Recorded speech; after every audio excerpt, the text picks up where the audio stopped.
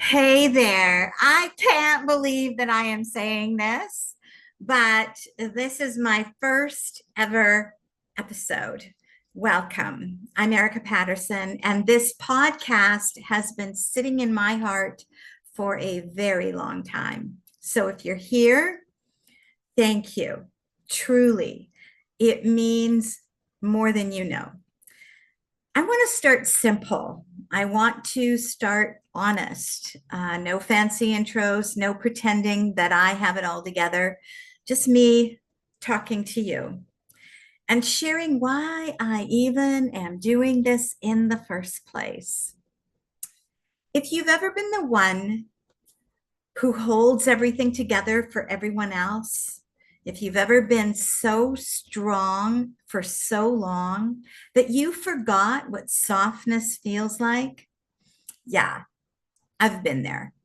I spent decades like that, raising three daughters as a single mom, one of them with special needs, navigating trauma and abuse, and walking through a relationship with a man that I love deeply who is facing his own addictions. That kind of love, it can ache in ways you can't explain. Wanting to save someone, to stay, to hold on, and realizing that you are slowly losing yourself in the process. Always showing up, always doing what needed to be done. But inside, I was slowly disappearing. Then came breast cancer. I was diagnosed in 2016, went through treatment, surgeries, and more appointments than I can count. And honestly, the experience brought a whole different kind of trauma.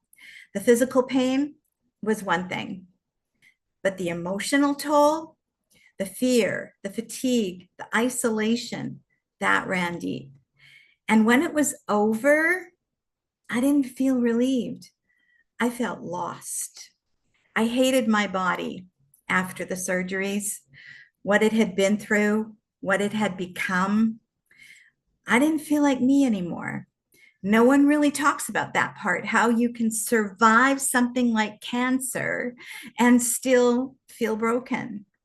The world expects you to be strong, to be grateful. But what do you do when your body no longer feels like home? This was one of the loneliest parts of it all.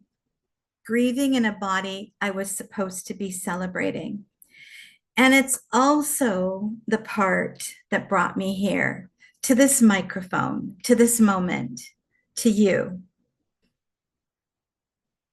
I didn't know how to ask for help.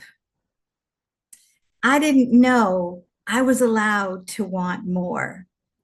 Honestly, I didn't even know how exhausted I was until my body and my spirit just said, no more. There wasn't some dramatic moment where everything changed. It was slower than that, quiet, a whisper that started inside me saying, well, what about you? And that whisper, it turned to a nudge and eventually a fire. And I started to realize that I didn't want to live my life on autopilot anymore. I didn't want to keep giving from an empty cup. And I sure as hell didn't want to keep shrinking just to make everyone else feel more comfortable.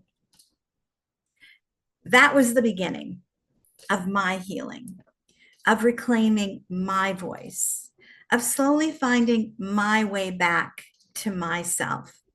And now, this podcast, this is part of that. Part of me saying out loud, I'm here. And maybe you are too. I created this space for women who feel like they are carrying the weight of the world on their shoulders, often silently. Women in midlife who are tired of holding it all, doing it all, and feeling alone in the middle of it. Women who have survived but want to learn how to live, really live. So, no, I don't have every answer, and I don't believe that it's a one size fits all solution, but I do have tools. I have lived experience, I have training, perspective, and a deep understanding of what happens when we carry too much for too long. And I believe that when we make space to be honest without shame, healing becomes possible. You don't have to keep doing this alone. And it's never too late to come home to yourself.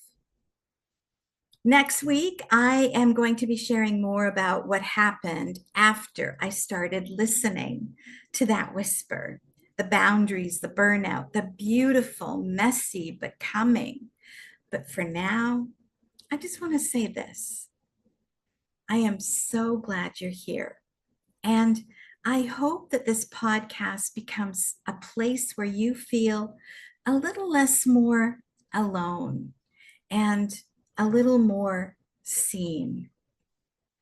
So take a breath, let something go. And remember, you are allowed to take up space.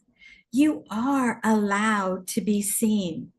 And this is just the beginning. See you next time.